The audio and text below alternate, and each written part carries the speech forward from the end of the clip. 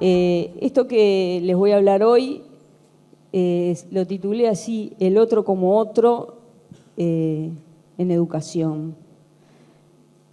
Y me pareció interesante pensar en el tema de la alteridad precisamente por este título del Congreso: Identidades y autorías como educadores. Yo lo que me voy a plantear es el tema de la identidad de los educadores y de la educación en sí, relacionada con la cultura. Voy a partir de esta idea de Kusch, de Rodolfo Kusch, el filósofo argentino, de la que yo participo también, de que de alguna manera no podemos pensar la educación sino es a partir de una geografía, un cuerpo. No estamos deslindados del ambiente y de todas las tradiciones que nos atraviesan y que nos fueron haciendo lo que somos. Y justamente esta pregunta por la identidad va a estar atravesada también al hablar de la cultura. ¿Quiénes somos? ¿Quiénes somos nosotros? Este es un tema que yo un poco me lo planteé hace 20 años, cuando era jovencita. Voy a contar una anécdota porque para mí es bastante fuerte, de lo que va a significar bastantes años de mi vida y que va a culminar con este libro, La construcción de la identidad en América Latina, una aproximación hermenéutica. Que fue cuando era joven estudiante de la licenciatura en Filosofía, acá en Humanidades. Teníamos que hacer una monografía y yo tímidamente me acerqué al profesor y le digo: ¿puedo hacer una monografía sobre un filósofo latinoamericano? Y él me dijo, pero así en forma tajante: filósofos latinoamericanos no hay, solo hay filósofos europeos o norteamericanos. Entonces, esto en realidad es sintomático de algo que es bastante propio, sobre todo en el ámbito, diría, de todas las disciplinas, pero en la filosofía especialmente. Digamos que yo creo que la literatura latinoamericana se ha ganado un terreno bien importante, ¿no?, a partir del boom latinoamericano. Nadie puede desconocer eso. Pero en las otras disciplinas no es así. Entonces, yo podía haberme acatado esa orden, ir y construir ese tipo de... que también lo hice, ¿no?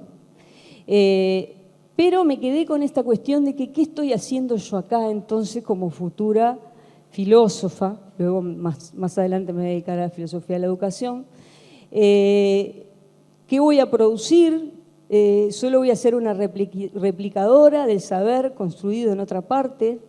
¿Qué significa esto? No nos vamos a valorar entre nosotros, no nos vamos a leer a nosotros, no voy a producir un conocimiento, voy a hacer un balbuceo teórico, como dice un profesor de literatura, balbuceo teórico latinoamericano, ensayo, no tratado académico, en fin. Me quedé con esa idea y dije, bueno, pero ¿quiénes somos nosotros? ¿Quiénes somos como uruguayos?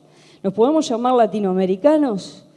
Y claro, yo me crié en la escuela con una cuestión bastante impactante, que muchos después ya no aparece en los textos escolares esto, pero con esa idea de que Uruguay había solucionado el problema indígena, ¿no? Fíjense qué atrocidad, Sal si puedes, ¿no?, la forma de que tuvo de solucionarlo.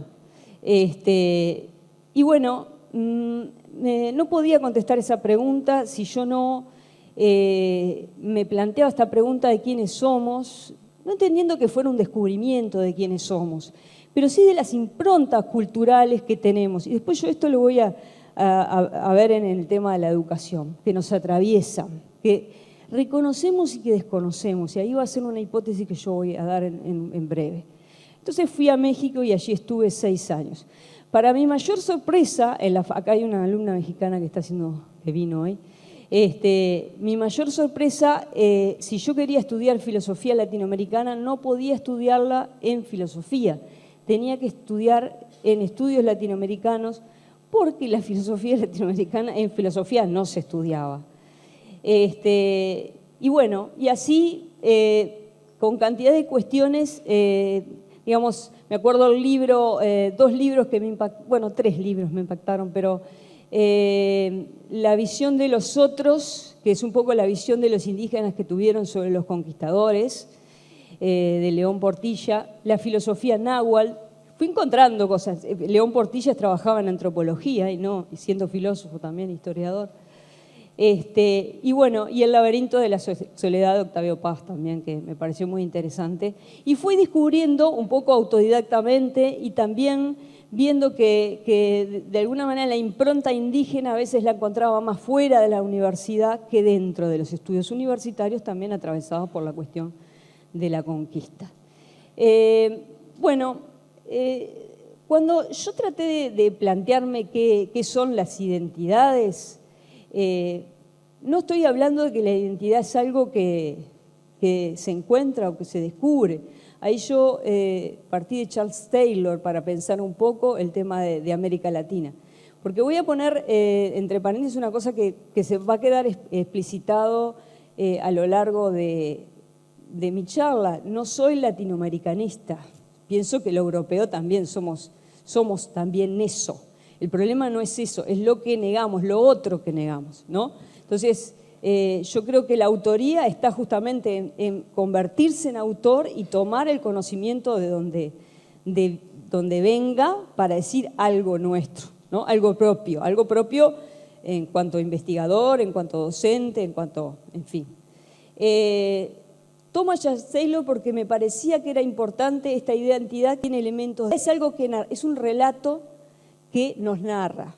De alguna manera tiene elementos de ficción y elementos de construcción e interpretación de verdades históricas, ¿sí? Y me gustaba mucho esta idea, que la voy a reiterar a lo largo de mi charla, que el sí mismo es otro, o sea, el sí mismo no es idem, ¿sí? En esa trama que vamos construyendo, esa identidad narrativa en que nos contamos a nosotros mismos, estamos atravesados por cuestiones también de poder que nos atraviesan en las formas que nos decimos o nos contamos, ¿sí? Pero tiene elementos de ficción, ¿sí? Aprendemos cómo contar, ¿sí? Es de alguna manera una invención, ¿sí? Pero también es una interpretación de ciertos hechos.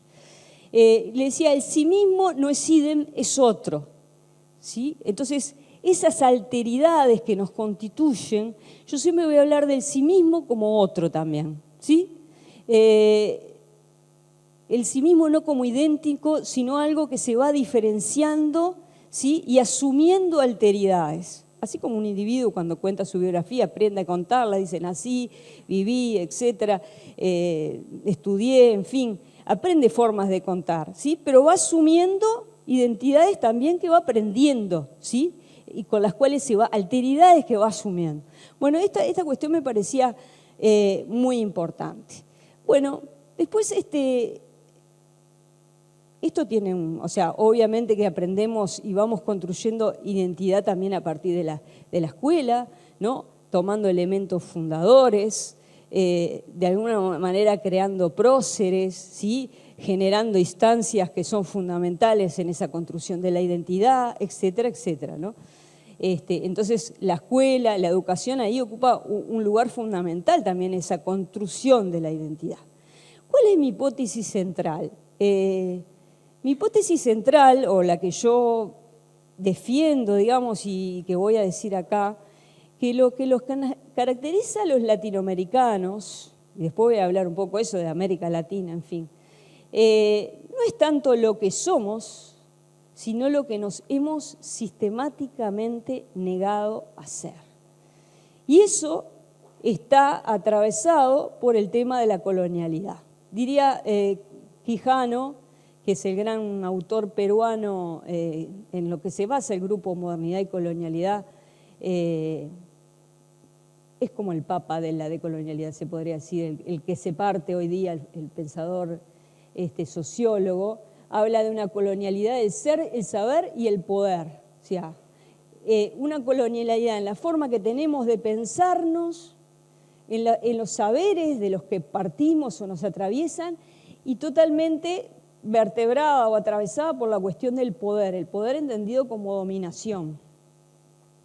Bueno, yo ahí, en mi librito, que ahora tengo ganas como de reescribirlo, la verdad, desde una perspectiva más madura o posterior, tomé este cuadro de Remedios Varo, pintora catalana trasterrada en México, que me pareció muy interesante, que es mujer saliendo del psicoanalista.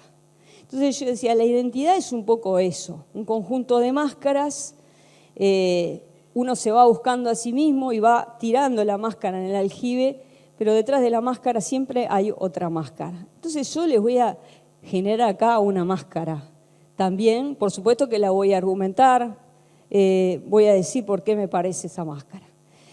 Ya en el nombre América Latina ya sabemos que está el tema del proceso de la colonización.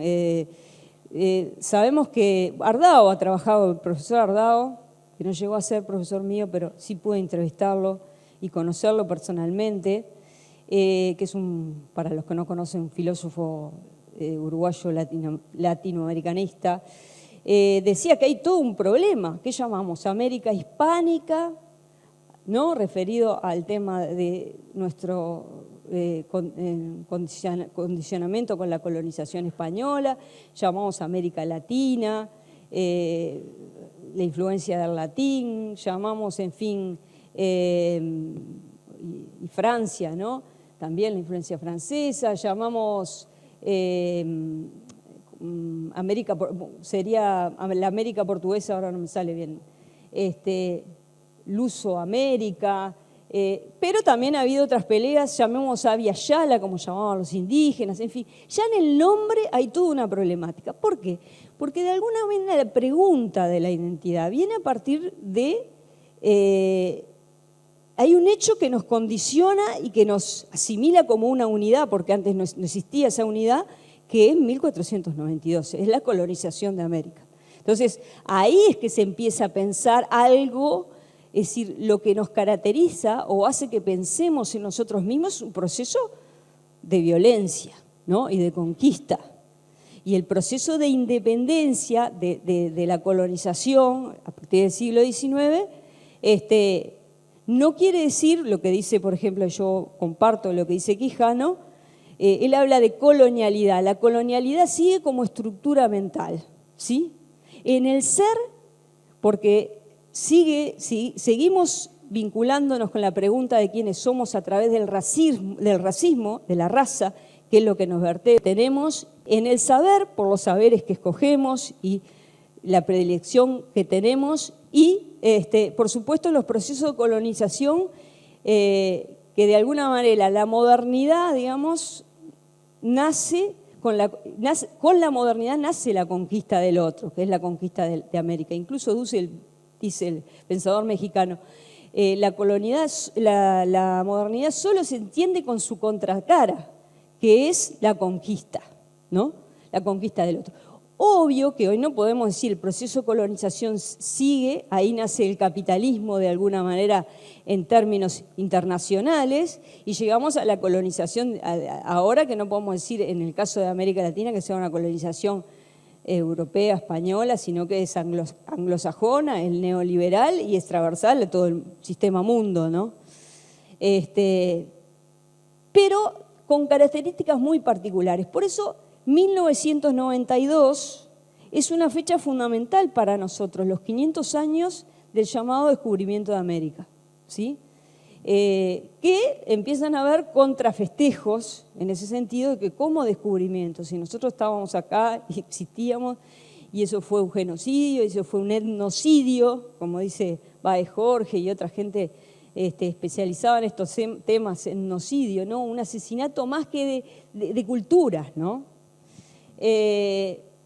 Bueno, ahí este tema pasa a ser fundamental y marca entonces esta pregunta por nosotros mismos acerca de quiénes somos. Bueno, ese patrón colonial, de alguna manera que nos instituye, también destituye, ¿no? Instituye como privilegiado, como cultura privilegiada, los saberes creados en las metrópolis del poder, ¿no? Europeos, norteamericanos, básicamente, y destituye estos saberes otros que los tenemos invisibilizados. En Uruguay uno podría decir ¿Qué tanto, no? Tengo una frase acá muy linda, a ver si la tengo. No, acá no la traje. En Uruguay podríamos decir que tanto que voy a reconocer la impronta indígena si no es existente. Bueno, no, sí, por supuesto, que no a nivel o en la influencia que tienen otros países de América Latina, pero desde el nombre Uruguay, como dice bien mi amiga acá, Gabriela Ferreira, que no lo sabemos ni siquiera pronunciar en guaraní y realmente no hemos estudiado muy a fondo su etimología, a cantidad de costumbres, palabras y personas concretas, ¿no?, que hoy se reivindican como pueblo indígena. Pero ni que hablar la impronta afrodescendiente en Uruguay con la influencia que tiene, ¿no? Como bien decía, voy a ir citando también, que voy recordando cosas que a lo largo del tiempo, una famosa cantante afroamericana me decía, nosotros nos quieren sobre todo cuando vienen de afuera, la costumbre o la música que se presenta es la música, el candombe, pero eso sí, siempre entramos por la puerta trasera. Ustedes saben que además la comunidad negra en Uruguay está casi, mayormente está bajo nivel de pobreza, ¿no? Y es muy difícil acceder a los niveles más altos de educación, etc. Todo eso nosotros lo sabemos. Y ocupan lugares justamente más bien subalternos en la sociedad. Miren, tenía una frase de Kush, que a mí en estos días estamos leyendo Kush con un grupo de profesores y me encanta esta frase que encontré. Como sudamericanos no tengo menos que confesar que tenemos un saber de datos de enciclopedia y por otra parte una especie de saber de un no saber, el de nuestro puro estar, del cual no sabemos en qué consiste, pero vivimos sin más. Esta es la forma de escribir de Kush, que es muy literaria y que da lugar a interpretación y es sugerente, ¿no? Entonces esa dualidad que por un lado se nos implantó una enciclopedia y asumimos que ese era nuestro saber, ¿no?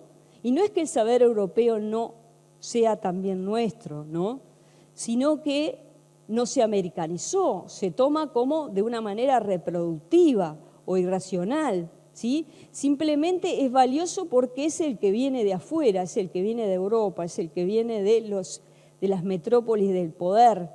Y por debajo hay algo que no nos hemos preguntado. ¿Dónde está eso que no, como dice Leopoldo Sea, somos europeos por derecho, pero falta que nos americanicemos? Bueno, esa americanidad en el caso de Uruguay, ¿qué significaría? Por lo pronto significaría dar vuelta a la forma en que construimos la historia. No es que nacimos en Grecia y pasamos por Roma y después, ¿no?, la Edad Media, por decir grosso modo, ¿no?, la Revolución Francesa y la Revolución Americana y acá, no es verdad, nacimos acá porque así vengamos, porque sabemos bien que la impronta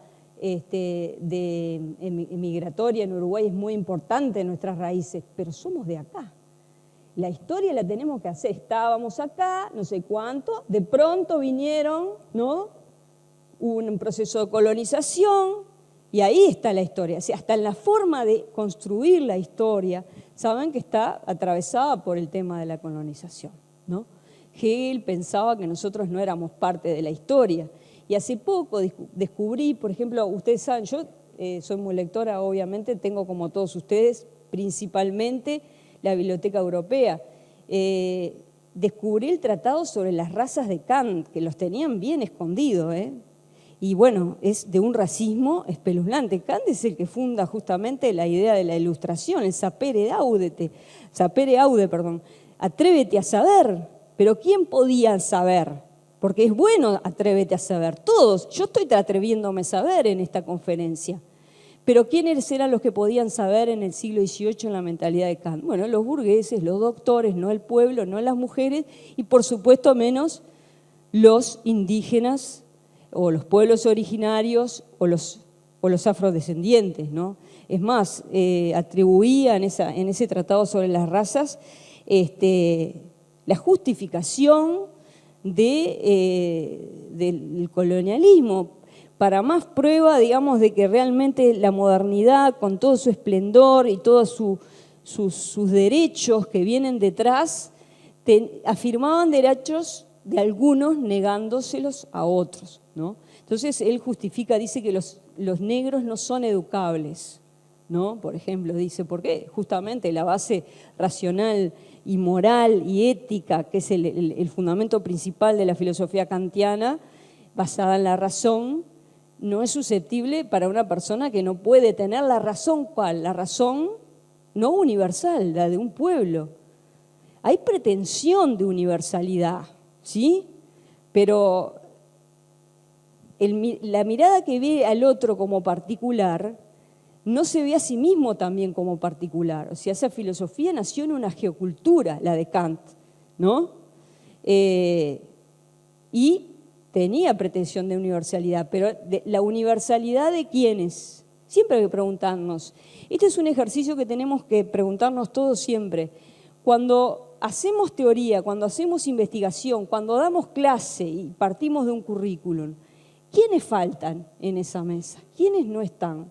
Casi siempre les voy a decir, y eso es un tema, y es una marca del poder, obviamente, sabemos que el currículum es una selección de saberes y que no hay una amplitud de fuentes culturales. Está seleccionado y está matrizado y está atravesado por el proceso de la colonialidad. Entonces casi siempre son hombres, ¿no? Europeos y muertos. Bueno, yo le agrego lo de muertos porque tiene más prestigio. ¿Faltan quién? Obvio, lo de la importancia que tienen los aportes de las culturas, de otras culturas, incluyendo todas las culturas que vienen después y van integrando eso que somos, que nunca se termina de construir, porque es flexible, ¿sí? Entonces, ¿quiénes están allí en esa mesa? ¿Quiénes faltan? ¿Quiénes somos nosotros? ¿Sí? Bueno, y por supuesto que yo no quiero... hay un profesor, Pereda, con el que estudié en México, que hablaba de dos cosas, dos problemas de los latinoamericanos, ¿no? Es un uruguayo profesor muy destacado en México. Decía, el afán sucursalero y el provincialismo. En esas dos cosas no tenemos que caer. El afán sucursalero es que un profesor va a estudiar a Europa y estudia Heidegger, Nietzsche o lo que sea. Y viene acá y pone su sucursal heideggeriano, ¿no? Y ahí se sienta y hace la plancha porque toda la vida se dedica a ver qué ha dicho Heidegger, Hegel, y toda la realidad la interpreta desde ahí, ¿no? Y el provincialismo, decir, bueno, ahora lo que viene de afuera no me interesa, ¿no? Porque viene de afuera, entonces, no, eso tampoco, ¿sí? Pero sí recordar, aquí, ¿quién falta? Ahora en la filosofía, por ejemplo, estamos volviendo a ese tema de la mujer, ¿no? El otro día alguien me leía unas cartas, creo que era de José Pedro Varela, en su viaje a Estados Unidos.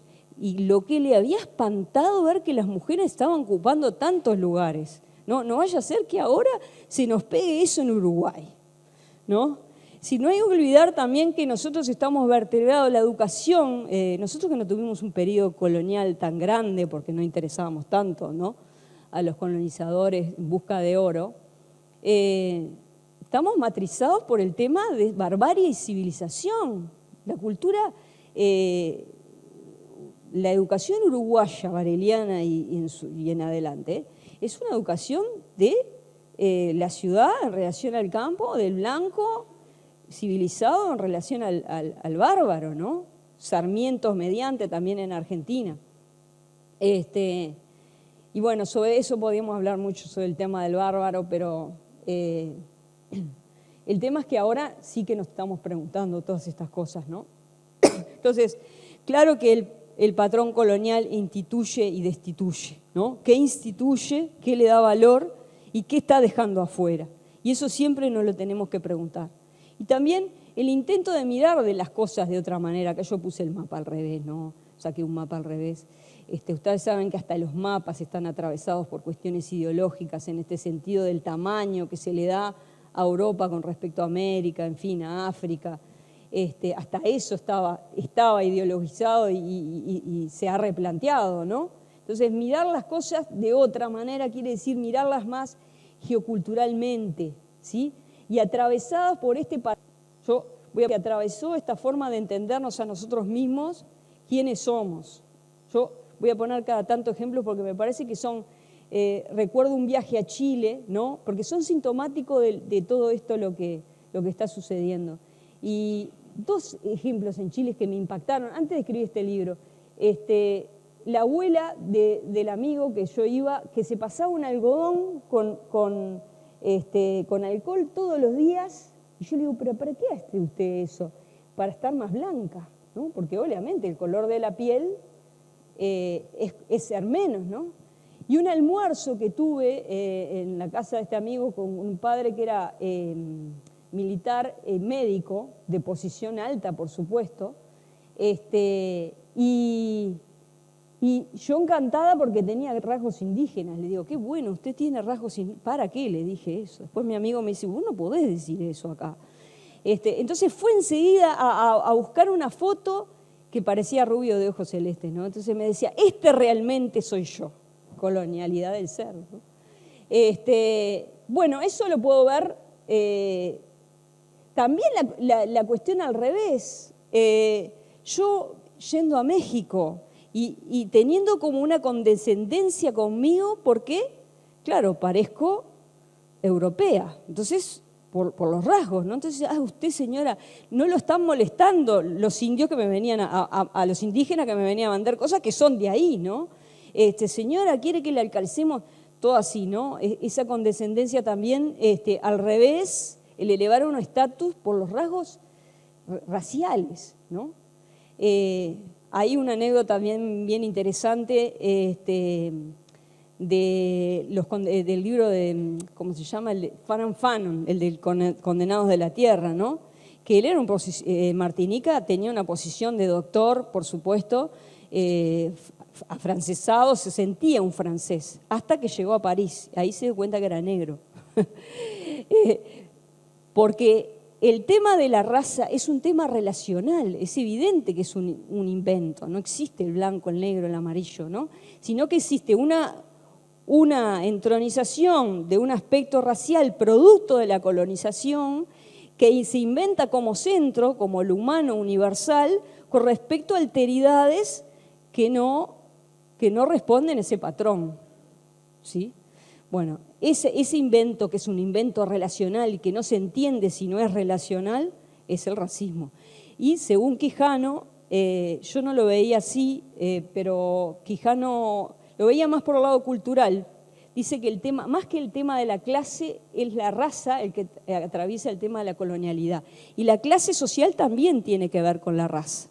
Es decir, en general, a más ascenso social, más blanquización, ¿no? Entonces, de alguna manera, los aspectos de poder están igualados con los hijos de los criollos, ¿no?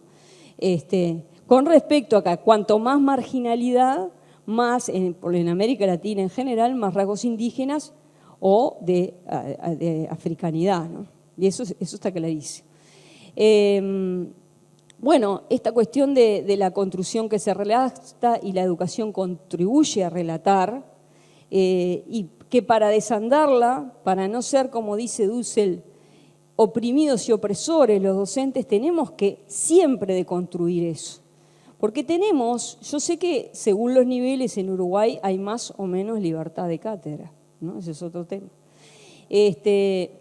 Pero yo siempre digo, bueno, el nivel de la universidad pública sería el mayor, pero hay otros resortes. El homo académicus es bravo, ¿no? Si se da un grupo académico que triunfa un paradigma, generalmente los que van a ganar en esa cátedra van a tener que estar veterados por eso y los otros van quedando afuera. Así hay muchas prácticas de poder que van destronando. Por ejemplo, en Uruguay mucho tiempo en la dictadura la filosofía fue analítica y no había posibilidad de hacer otro discurso. Y cuando yo era estudiante había un departamento de filosofía latinoamericana, ahora desapareció. Fíjese, un país que no tiene un departamento que estudie el pensamiento latinoamericano y uruguayo. Es muy fuerte. Bueno, eso por ejemplo, simplemente es un paréntesis, el tema de la laicidad, que es un tema que yo me he preocupado mucho, que saben que tienen es complejo el tema, pero una de las cosas que dice de la laicidad es la presentación de la amplitud de las fuentes culturales. Y yo digo, ¿qué fuentes culturales? Y está más que sesgada. atravesada por el colonialismo, que lo tenemos inconscientemente, no es que nos hemos identificado con un aspecto de lo que somos, europeo, blanco, occidental, y no hemos desentrañado que con la modernidad su cara oculta es el proceso de colonización. Entonces, creo que eso es importante de construirlo también. Y no hemos reconocido, hemos silenciado, invisibilizado todos estos aspectos de las otras culturas. Entonces, no hay amplitud de fuentes culturales, y mucho menos si hablamos de Oriente, ¿no? Que también desconocemos, y otras culturas, ¿no? Esta cuestión me gusta esta definición de Néstor García Canclini, profesor argentino que se desarrolló también su carrera en México, que atribuye o define nuestra cultura como culturas híbridas. Los países latinoamericanos somos actualmente el resultado de la sedimentación, justaposición y entrecruzamiento de tradiciones indígenas, políticas educativas en el área mesoamericana y andina, del hispanismo católico y las acciones políticas educativas y comunicacionales modernas. Entonces, esta cuestión de que somos mezcla de diversas naturalezas. Pero a eso le agregaba a Canclini una cosa que me acuerdo que me impactó, por lo menos en México, decía que esas capas de distintos aspectos de la modernidad, la tradición indígena, el hispanismo, no convivían siempre, convivían como casi sin diálogo, ¿no? Como estratos que se iban sumando, pero no se metían mucho entre ellos para que no hubiese tensiones. Y por supuesto que vamos a decir que no todas estas improntas de lo que somos tienen el mismo valor, porque están atravesadas por la colonialidad, hay sujetos dominantes y otros subalternos, hay culturas dominantes y otras culturas subalternas. Entonces, a la hora de hablar de la identidad y la autoridad del docente, hay que pensar esto. ¿Quiénes somos? Las identidades que nos atraviesan, quiénes han sido reconocidas y quiénes han sido negadas. También podemos hablar de las culturas populares, ¿sí? O de todas aquellas culturas que no entran dentro del patrón de lo admitido. Hay algunas que entran por la puerta delantera, otras por las puertas traseras y otras ni entran, porque hay, como bien decía Foucault, hay una policía del saber. Eso está claro, lo tenemos que saber. Y para autorizarnos tenemos que deconstruir esa influencia y esa matriz colonial del ser, el saber y el poder que nos atraviesa. Porque ¿de qué manera nos vamos a autorizar si somos sucursaleros? ¿No? Y siempre buscando la novedad allí donde aparece y poco reconociendo al que está al lado, que escribió, que dice, que piensa. Mi compañero investigador uruguayo, ¿sí? Uruguaya, acá sí que tendría que decirme autobombo porque invitaron a una mujer uruguaya, ¿no? Pero no es frecuente, ¿sí?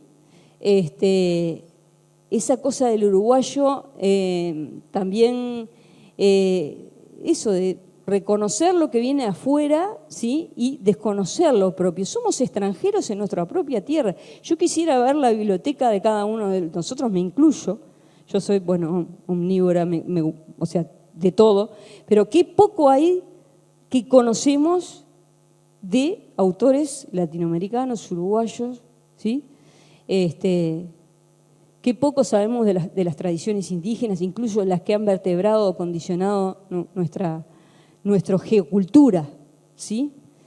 Eso de que venimos de los barcos, que ya saben, casi le cortan la cabeza al presidente argentino cuando dijo eso, ¿no? Nosotros los uruguayos lo teníamos mucho más internalizado eso. Así nuestros abuelos hayan venido de los barcos, somos de acá, ¿sí? Porque ese barco se juntó con lo de acá, entonces somos esa mezcla. No podemos solo reconocer el abuelo que viene y no el abuelo que se forjó o se atravesó de las cuestiones de acá, ¿no? Iba a decir algo de eso, pero me olvidé ahora.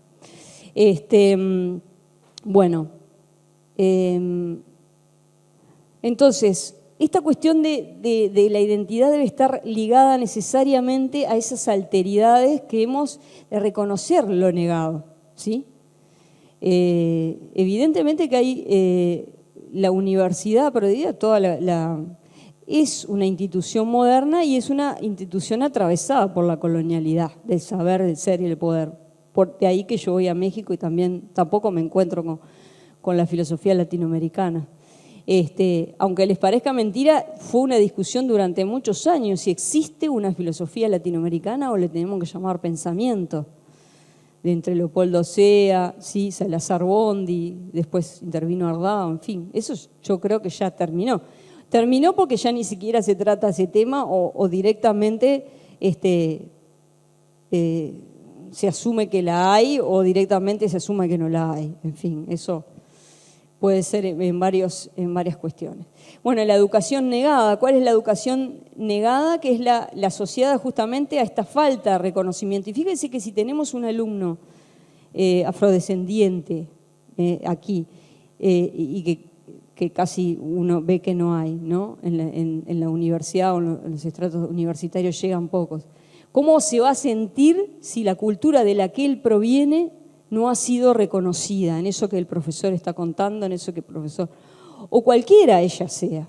Porque ¿qué tiende el uruguayo a hacer? Voy a dar otro ejemplo que me le dio una maestra en una clase cuando vinieron los afganos, ¿se acuerdan? Iban a una escuela pública. Ellos no comían cerdo por una cuestión religiosa. ¿Cómo lo resolvió la escuela en ese momento? Doble postre. ¿Cómo doble postre? Porque todos somos iguales, ellos son uruguayos. Bueno, al final insistieron y dijo, bueno, tráigame un certificado médico. ¿Cómo médico? Es la cultura, ¿no? Ahí esta idea también de la laicidad es no problematizar las diferencias y no ingresarlas al aula. ¿Cuánto podíamos haber aprendido? A ver, ¿por qué no come este compañero? Cuente su cultura, sus tradiciones, su religiosidad. Porque ahí yo no me voy a poder desarrollar esto, pero en este momento de la laicidad uruguaya se podría perfectamente decir, bueno, ahora forma parte del currículo enseñar religiones, no confesionales, pero sí comprender de qué se trata, porque son elementos que tienen que ver con la cultura. Entonces, negar aquello que nos diferencia o que son elecciones que se tienen como elecciones privadas, no nos da posibilidad de conocernos en la diversidad. Entonces, esa tendencia que el Uruguay a estar compactado, igualitario y a resolver por el lado de no discutimos la diferencia, acá todos somos iguales, algo así que dicen que imitó el modelo francés, aunque los franceses van por otro lado ahora, porque tienen el tema con el Islam, etcétera, ¿no? Los uruguayos, pero ya está, eso hace agua por todos lados, ¿no? Entonces, esta cuestión de quién habla, qué habla, cómo habla, quiénes faltan, qué falta, releer también la historia desde esta cuestión de colonial, ¿no? Mirar todos esos aspectos de la matriz colonial en el ser, el saber y el poder, nos hace falta para restaurar la mirada, ¿no? ¿Dónde está la dominación? Aquí la crítica yo digo que es una forma de inservidumbre voluntaria, me estoy acordando de la Gautier ahí, ¿no? De decir no, así no vamos, acá faltan comensales, ¿no? Bueno, acá yo, a ver qué razón, me iba a referir un poco a Dussel, porque hace poco, el año pasado murió Enrique Dussel, gran filósofo mexicano, y me parecía que se me invitó a un homenaje y que tenía que pensar yo ya había pensado en mi libro el tema de la alteridad de Dussel, ¿no? Él estaba atravesado por esa cuestión de la alteridad del otro y pensaba la alteridad del latinoamericano frente a la totalidad europea.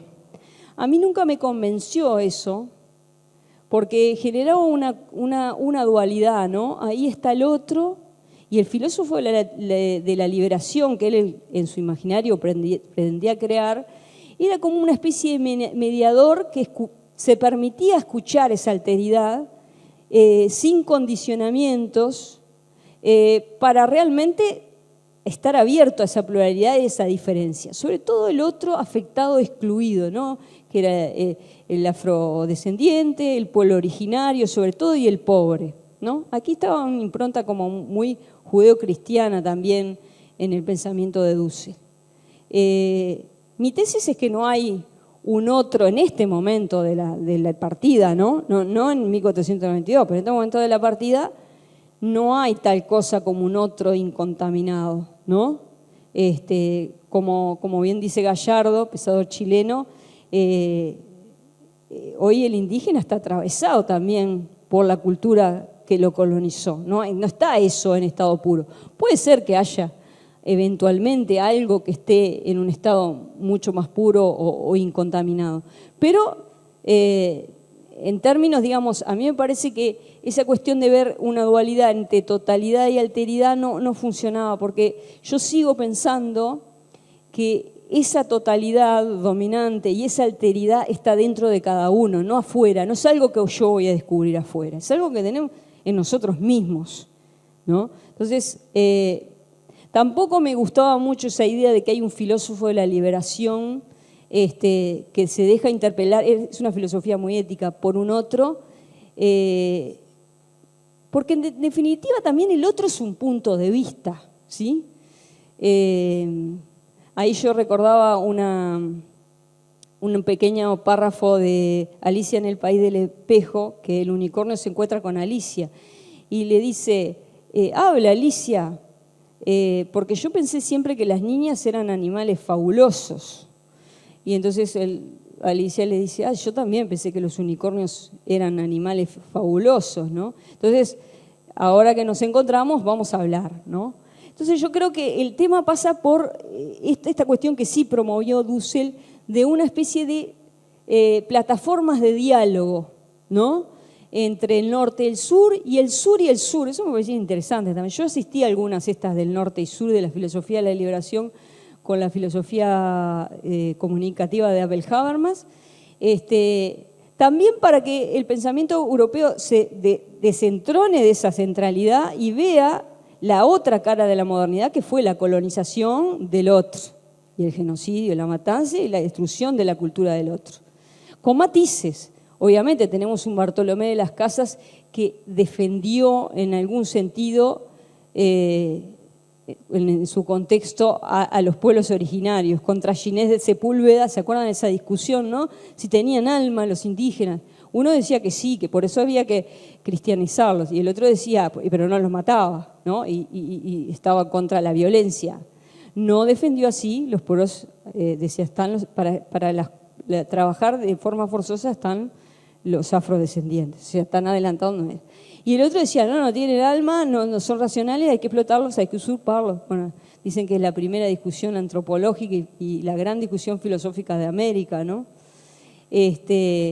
Bueno, pero en definitiva ese diálogo yo creo que sí tiene que haber un proceso de construcción y de aceptación de ese acto de alguien que nos reconocemos, ¿sí? Pero ya digo, no es solo un acto de alguien hacia afuera, sino es un acto de internalización, porque no hay un otro puro, y otros somos todos, porque el que también viene de la totalidad dominante, por decirlo, no se da cuenta de su etnicidad, pero la está mostrando también. También es una geocultura que pensó desde un contexto, desde una historia, ¿sí?, con pretensión de universalidad. Siempre digo pretensión, ¿no? Pero también no se da cuenta que es un pensar que nace de un contexto, ¿no? Y que se quiere imponer a otros. Entonces, eso también se tiene que dar. Pero ese proceso de liberación es algo que él va a insistir mucho, ¿no? Incluso trabajando en las reformas educativas en México, él va a plantear esa idea de lo que estamos atravesados, de esa reforma educativa que hoy ya es la colonización neoliberal de matriz anglosajona, ¿no? A que todos nos adscribimos y decimos sí, amén, ¿no? Y vamos y la aplicamos. Ahora lo importante es la competencia y la competencia para adaptarse al mercado. O sea, es la destrucción de la educación. No voy a hablar de eso, pero ya anuncio Entonces, este titular.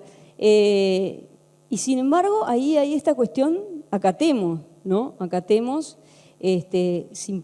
Bueno, en México se planteó justamente, y eso que crea un ser individual y competitivo, que ese es este estadio en el que estamos, ¿no? Generar una persona que se auto explota y se tiene a sí mismo, saca de sí una inversión, ¿sí?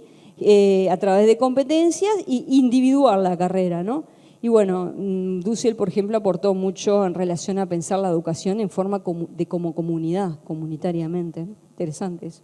Y habla de, bueno, superemos la modernidad, si la modernidad se entiende como la de cuando Europa se establece como centro con respecto a una periferia y a un bárbaro que hay que colonizar, ¿no?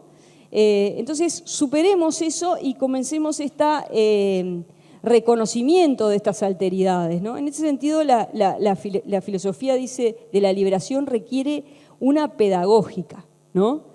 Esa Europa dominante, dice, debe abrirse a los negados y oprimidos, al lado oscuro de la modernidad, ¿no?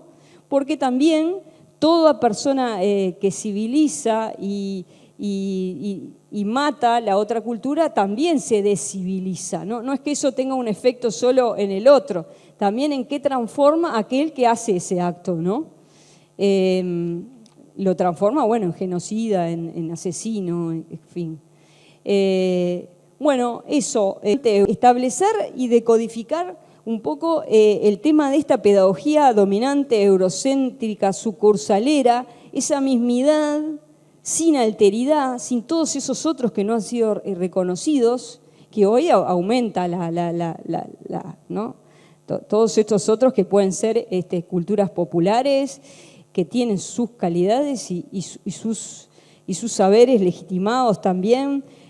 Pueden ser, por supuesto, el saber de las mujeres, que no somos nada minoría, pero se presenta como tal, y que se va descubriendo poco a poco pensadoras, ¿sí?, importantes en la historia que no habían sido entrevistas o reconocidas, ¿no? Y por supuesto todo lo que tenemos invisibilizado en cuanto a la influencia indígena también en Uruguay, ¿sí? Y las culturas afro. Bueno, a ver, yo para terminar, alguna cosita más que voy a leer un poco. Ay, se me cayó si alguien me ayuda. Entonces, él lo que dice Dussel, y da para pensar, ¿no? Somos los profesores, dice, oprimidos y subopresores. Y por eso damos una enseñanza que no tiene ninguna originalidad y que da cuenta ninguna autoría, ¿no? Y que da cuenta de ese proceso de dominación, alienándose en la cultura dominante y desconociendo lo propio. Para Dussel, somos extranjeros en nuestra propia tierra. Estamos alienados y hay un desconocimiento total y una falta de valoración de lo propio.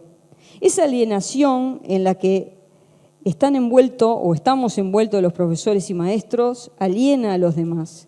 Es por eso que, agregamos nosotros, todo proceso de liberación debe poner su acento fundamental en la educación.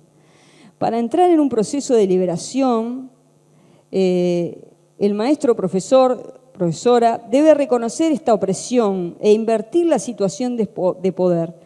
Poder escuchar la voz del otro, pero yo agregaría al otro que está en uno, ¿no? Que somos también nosotros. Ese ipse que está en el idem. No se trata tampoco que el otro se reconozca desde el punto de partida como otro, pues está envuelto también en un sistema de dominación que le impide verse y reconocerse. La tarea del maestro, maestra, es precisamente escuchar y también permitir que el otro se escuche y encuentre de esa manera su propia voz. Eso también es darle autoría al alumno también, ¿no? Aprender a que se escuche y también encuentre. Acá voy a decir una cosa entre paréntesis. Los formatos que tenemos académicos de producir el saber son totalmente colonialistas. En revistas, nosotros en la universidad estamos en una carrera de producción de artículos en revistas de alto impacto en inglés.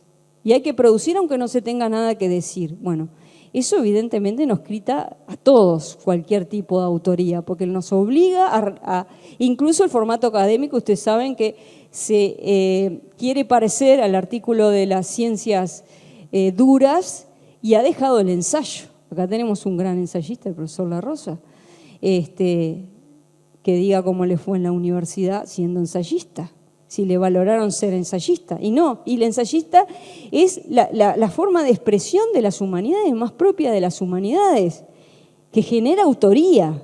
Pero bueno, sí, no, lo que tenemos que hacer, el aparato académico dice que tenemos que repartir y el saber producido en las grandes metrópolis del saber, no vayamos a reproducir algo que de aquí o qué valor tiene eso, ¿no?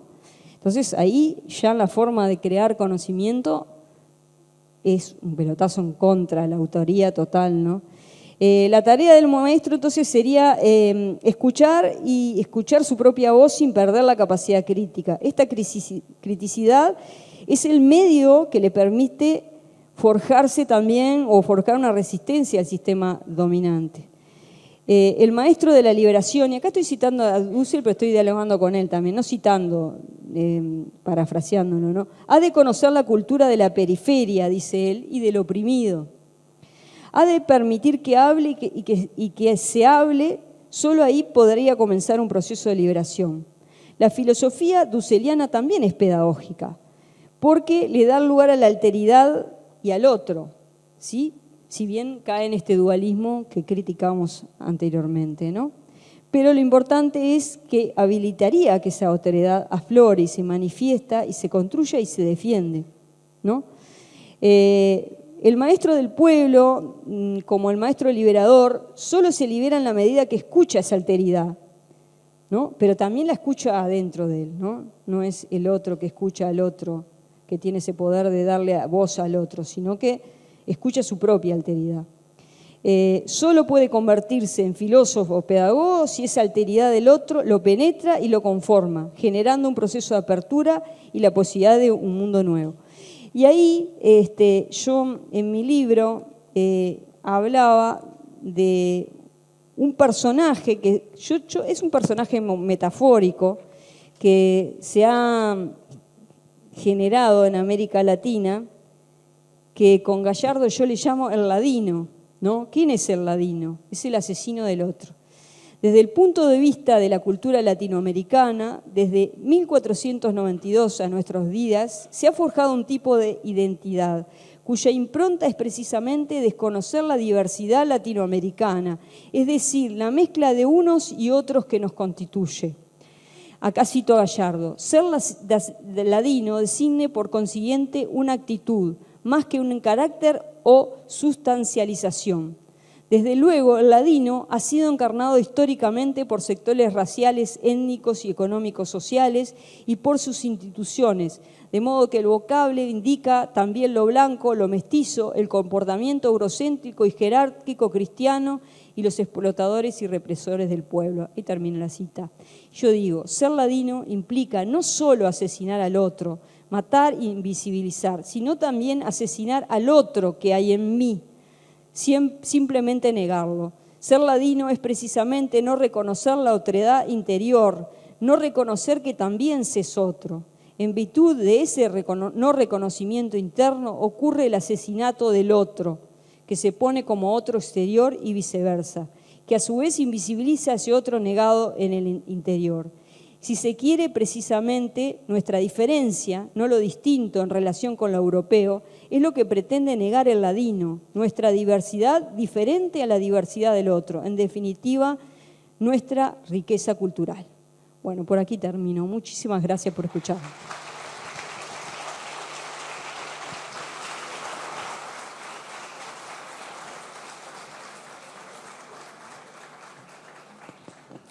Vamos a dar comienzo ahora a la instancia de preguntas. Recuerden que pueden seguir enviándolas a través del código QR que tienen detrás de sus asientos. Comenzamos con la primera, que nos dice: ¿cuáles son las posibles estrategias para deconstruir la colonialidad del ser y saber aplicada en el aula? Bueno, eso tenemos que pensar, las didácticas, ¿no? Porque de eso yo no lo he pensado. Pero sí, obviamente, siempre está preguntándonos. Nosotros, digo, en todos los estamentos, una cierta autonomía pedagógica tenemos, ¿no? Y siempre podemos seleccionar autores, autoras, es decir, siempre podemos decir esto, preguntarnos, ¿quiénes faltan a esta mesa? Como decía yo, ¿no? Hay mujeres, hay aportes de la cultura afro, hay aportes de la cultura de los pueblos originarios, en fin, nos podemos preguntar, ¿estamos valorando esto porque viene de Europa o tiene un valor en sí? Le estamos tratando de ver que al lado de esta afirmación del sapere aude, por decirlo así, de construir, pero ¿de quiénes podían saber en ese momento? ¿Quiénes faltaban? Bueno, no, era el pueblo, no, las mujeres no. Entonces, bien, atreves, me parece que es importante, pero ¿quiénes saben? ¿Quiénes pueden saber? Es decir, hacerse esas preguntas me parece que hace que nosotros deconstruyamos todo lo que hacemos, ¿no? De tal manera, y a ver, hay autores latinoamericanas, uruguayas, estamos valorando eso también en el currículum, es decir, si no hay, introducirlo, tenemos cierto margen para hacer ese tipo de cosas, ¿no? Y el tema de la escucha, ¿no? La autoría, es decir, generar dispositivos en que la persona pueda tener su propia voz y que lo único que se le pida, o el alumno, no sea reproducir el saber construido en las metrópolis del poder, ¿no? Sino que sepa, que asimile de alguna manera para construir su propio pensamiento y tener un espacio donde su voz se escuche y pueda irla desarrollando, ¿no? Porque justamente los dispositivos escolares que tenemos son muy reproductivos, ¿no? Y ahora muy burocráticos, a ver si cumplió tal, si llegó a tal, ¿cómo se dice? Estas capacidades, habilidades, que ya no me sale el nombre, competencias. Entonces el profesor está todo el tiempo ahora haciendo tic, a ver si cumplió las competencias y lo central educativo se perdió. Entonces creo que ahí tiene que haber momentos de currículum libre también, ¿no? A ver que si podemos construir una autoría, a ver, ensayos, premio ensayos, vamos a escribir algo en forma libre, siempre pudiendo dialogar con otros autores, pero a ver qué puede sacar el propio alumno, ¿no? Para empezar a crear su propia voz. Pero eso se va conquistando con el tiempo y tiene que haber dispositivos que habiliten esto. Muchas gracias. La segunda pregunta nos dice, la transformación educativa propone que el alumno sea el centro. ¿Cómo lograrlo si en la misma el docente es un sucursalero? Bueno, sí, el problema de eso de que el alumno sea el centro, no pienso que esté bueno, ¿no? Porque casi que los profesores, como somos una especie de coaching, ¿no?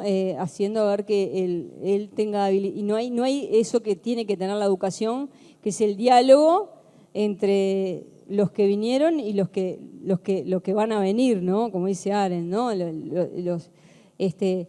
La cultura de los padres o de los viejos con los nuevos, ¿no? Entonces, no pienso que hay educación si no hay un intercambio entre el profesor, la cultura que trae el profesor y el alumno. O sea, que ya no estoy de acuerdo con eso de que el alumno sea el centro y que no sea el centro de la interacción y que no haya un centro también en el contenido cultural que se está perdiendo en nuevos formatos educativos en donde el contenido se disolvió, parece que no es importante porque está ahí en la internet, ¿no?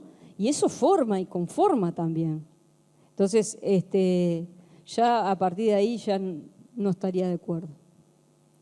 Gracias. La tercera pregunta nos dice, desde la mirada en conocimiento de la educación en Latinoamérica, ¿cuáles son las principales identidades comparativas que encuentras entre la educación uruguaya? Sí, la vuelvo a reiterar. Serían dos preguntas. La primera dice, desde la mirada en conocimiento de la educación en Latinoamérica, ¿cuáles son las principales identidades comparativas que encuentras en la educación uruguaya? No sé si entiendo bien la pregunta esa. Yo creo que somos esas culturas híbridas que tienen esa contradicción a lo interno de que somos como descubrí que dice Octavio Paz cuando dice somos hijos de la chingada, ¿no? Es decir, hijos de la mujer violada. Entonces esa mezcla de ser el colonizador y el colonizado a lo interno, que tiene que entrar en un proceso de descolonización de eso, para mirar el padre valioso, digamos, y no solo como el colonizador, y a la vez como vernos a nosotros mismos como autores, ¿no? Y no solo como reproductores. Y por otro lado, el desconocimiento que tenemos de los otros aspectos culturales que nos atravesaron y que nos siguen atravesando a través de las distintas culturas que van viniendo al Uruguay y que también van a formar parte de lo que somos, ¿no? Porque esa narración acerca de nosotros llena de alteridades es flexible y se va transformando. Lo que hay que deconstruir es la matriz colonial de la forma en que tenemos de ver y que sobrevaloramos uno y desvalorizamos otros, según la matriz colonial, ¿no? Esta misma pregunta continúa diciendo, ¿qué ocurre en la universidad respecto a las identidades en los campos disciplinares, sociales, incluso los vinculados a la educación pedagógica? ¿A la nueva? A la educación pedagógica. Bueno, recién ahora está entrando un poco el tema de la colonialidad, que en otros países está fuerte este tema, muy fuerte en Argentina, ¿no? Entonces, digamos que todavía estamos como en ciernes en releer de nuevo nuestra historia educativa con esta perspectiva, ¿no? En pensar la relación que tiene la educación con la cultura o esta cultura que siempre está en proceso, ¿no? Y que no nos damos cuenta que nos vertebra a la hora de educar. Entonces, creo que en eso está todo por hacerse, así que los invito a los que quieran integrar estos grupos de investigación, que estamos creando un programa de investigación de educación, culturas y alteridades. A los que quieran, piden mi mail y se integran nomás, porque esto recién está comenzando acá. Una nueva pregunta nos dice, ¿de qué manera afecta a la identidad docente el pensamiento todos los uruguayos somos iguales? Bueno, sí, afecta mucho. ¿Sabes la anécdota que iba a contar? Que acá nacimos con eso de que somos la Suiza de América, ¿no? Y fíjense con el modelo que usamos para hablar de nosotros mismos. Un modelo europeo y que nada tiene que ver con nosotros, algo que es un país chiquito.